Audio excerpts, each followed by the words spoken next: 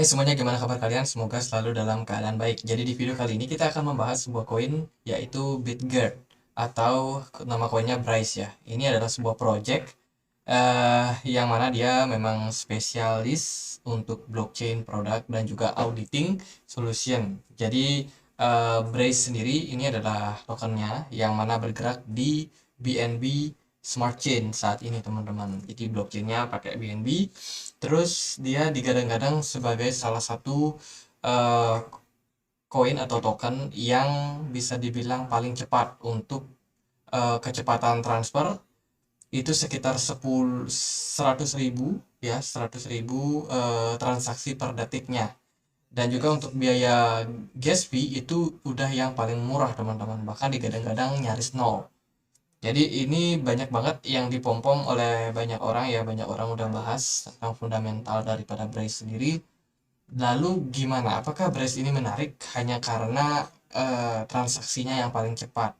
Kalau menurut aku pribadi, yang namanya kripto itu yang paling penting adalah kepercayaan ataupun ya kepercayaan para konsumen. Percuma kalau kecepatan transaksinya bagus, paling cepat, biaya gas fee paling murah, tapi kalau nggak dipercaya orang.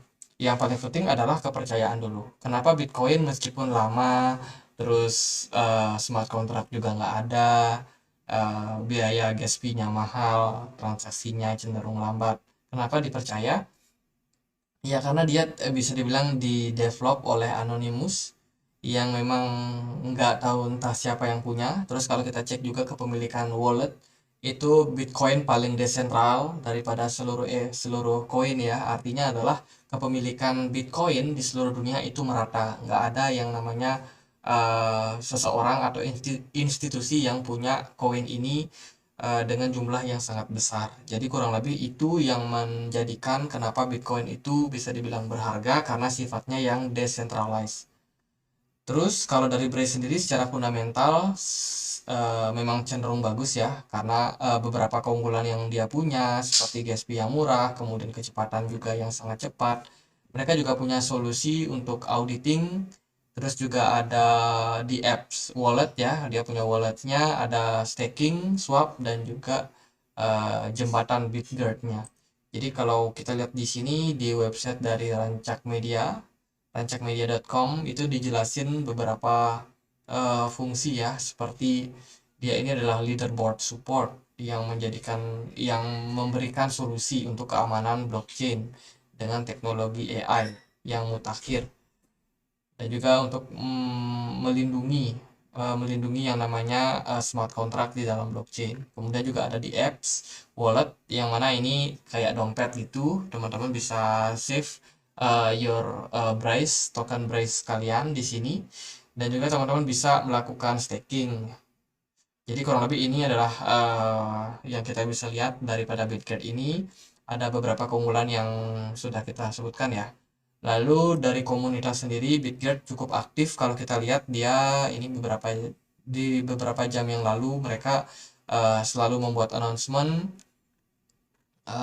ya yang penting banget ya buat komunitas sendiri supaya lebih tertarik teman-teman. Dia juga bisa dibilang punya exchange nih teman-teman. Dia baru aja ngelisting yang namanya Baby Doge di Bitgert Exchange. Jadi ini perusahaan yang multi multi banyak banyak anak usahanya ya. Jadi dia punya exchange, kemudian punya auditor, punya di apps, wallet dan juga staking tadi ya kita udah bahas. Jadi ini yang kita bisa lihat so far untuk sementara ini. Lalu nih apa yang mau dibahas lagi? Oke, kita bahas dari price actionnya aja. So far kalau kita lihat dari Brace sendiri, dia listing di beberapa exchange, salah satunya di Get.io. Bentar kita cek dulu dia listing di exchange mana lagi.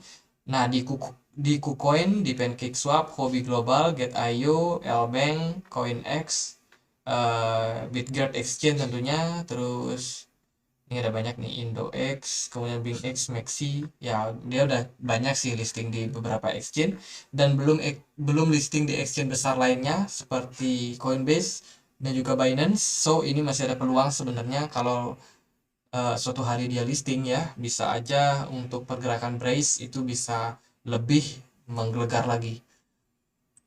Kalau dari price action saat ini kondisinya masih melempem, belum ada pergerakan ya. Bisa dibilang harganya masih berada di atas, sedikit di atas level support, yang mana ini merupakan level support yang cukup kuat sejak 2022 kemarin. Kita udah di penghujung tahun dan so far dari pergerakan harganya masih cenderung melempem nih teman-teman. Jadi belum ada ledakan volume yang sangat signifikan yang membuat brace ini cukup menarik ya. Kalau aku lihat sih dari segi volume perdagangan juga agak kecil ya. Bentar kita masuk ke sini lagi, kita cari info lebih lanjut. Oh, oke, di sini kita nggak dapat nih berapa kepemilikan dari brace, padahal sebenarnya kalau kita bisa tahu datanya, ini akan lebih mudah ya untuk kita menganalisa. So far, dalam kondisi sekarang kita belum tahu siapa saja yang punya kepemilikan daripada brace yang cukup besar ini.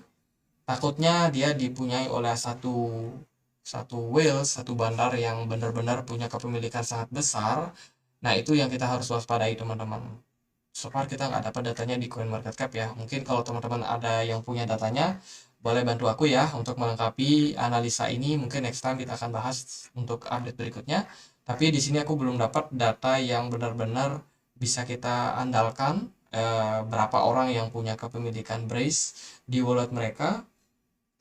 Jadi kalau memang hal tersebut yang terjadi, maka kita bisa ambil kesimpulan bahwa yang melakukan perdagangan di koin ini itu di beberapa exchange besar seperti tadi ada Maxi, kemudian apa tadi?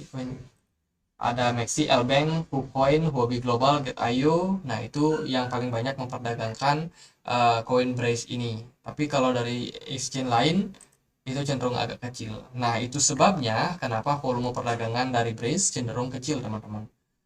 Dan juga dari segi pergerakannya itu masih cenderung terkoreksi ya. Oke, kalau dalam kondisi seperti ini gimana? Apakah teman-teman tertarik mungkin dalam membeli Brace? Pertama-tama kita nggak bisa yang namanya memprediksi kapan Brace bakalan naik. Kalau volume perdagangannya cukup besar seperti yang terjadi di Agustus kemarin, nah itu adalah posisi di mana Brace ini bakalan naik lagi, teman-teman. Tapi kalau so far kita lihat dari segi pergerakan saat ini di beberapa waktu kemarin, ini cenderung agak kecil ya, volume perdagangannya kecil, ditambah memang kita lagi ada dalam bear market. Bear market berarti banyak orang yang lebih untuk saving money. Daripada mereka invest di kripto, mereka lebih baik untuk uh, apa namanya, pegang cash teman-teman. Nah, ini menyebabkan volume perdagangan cenderung agak kecil ya buat perdagangan Brace sendiri. Lalu kalau seperti ini, maka kita hanya bisa melihat apakah Brace ini bakalan tetap bertahan di level supportnya sedikit lagi ya, di kisaran 29, sekian. Itu merupakan level support yang cukup kuat buat Brace. Beberapa kali dia ketahan di level tersebut. Tapi kita juga membuka kemungkinan bahwa Brace bisa aja turun lebih dalam lagi teman-teman di bawah level tersebut. Nah, kalau dalam kondisi yang seperti ini, semuanya harus dikembalikan ke teman-teman. Apakah teman-teman mau ataupun berniat untuk invest di koin ini?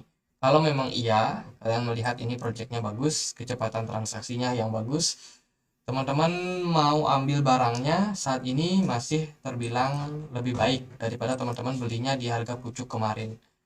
Tapi apakah menjamin kalau dalam jangka waktu dekat harganya bakal naik? Tentunya enggak, teman-teman. Kita nggak tahu pasti kapan harga bakal naik. Tapi kalau teman-teman memang niat buat invest 2024 kita bakalan ada yang namanya halving. Semoga di masa halving itu ada koin-koin banyak banyak koin yang bakalan ikut bull run. Mungkin itu aja yang bisa kita harapkan. Tapi kalau dari segi teknikal kita nggak bisa untuk memprediksi kapan Bitget bakal naik karena lonjakan volume ini seperti yang terjadi itu tentunya digerakkan oleh yang namanya market maker yang punya kepemilikan daripada Brace yang cukup besar. Nah, karena kita belum dapat datanya di sini, kita juga nggak bisa nih menyimpulkan wah ini Brace berpeluang buat naik. Nggak bisa teman-teman. Tapi kalau menurut aku pribadi secara teknikal harganya saat ini sudah terbilang murah. Jadi kembali lagi keputusan ada di tangan teman-teman. Kalau teman-teman mau ataupun ada niat buat invest, ini harganya udah lumayan diskon. Jadi mungkin gitu aja deh untuk pergerakan Brace kali ini. So far dia masih pump and dump ya seperti ini. Kalau nanti teman-teman misalkan beli harganya ngepam udah untung ya jual aja teman-teman, jangan tunggu dia turun lagi ya, karena udah beberapa kali kita lihat dari historinya, eh, sesekali memang beras ini naik cukup signifikan terutama di awal listing, kemudian kemarin di Agustus juga sempat ngepam. Tapi sekarang belum ada tanda-tanda. Tapi kalau kita lihat dari riwayatnya, memang Brace ketika di harga ini, di support ini, dia cenderung ada possibility buat melanjutkan tren penguatan. Oke, mungkin sekian aja untuk analisa Brace. Semoga bisa bermanfaat. Kalau ada koin lain yang kalian mau bahas, kita akan bahas di next kesempatan, teman-teman. Jadi silakan tulis saja langsung di kolom komentar. Oke, sekian aja. Semoga bisa bermanfaat. Dan akhir kata saya Andre. Makasih.